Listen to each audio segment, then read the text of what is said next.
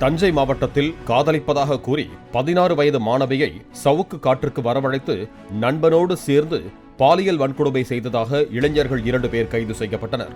அலறல் சப்தம் கேட்டு அக்கம் பக்கத்தினர் அங்கு வந்து மாணவியை மீட்டதாகவும், போக்சோ வழக்கு பதிவு செய்து அதிராம்பட்டினம் பகுதியைச் சேர்ந்த அரவிந்த், சரண் ஆகியோரை கைது செய்ததாகவும் போலீசார் தெரிவித்தனர்.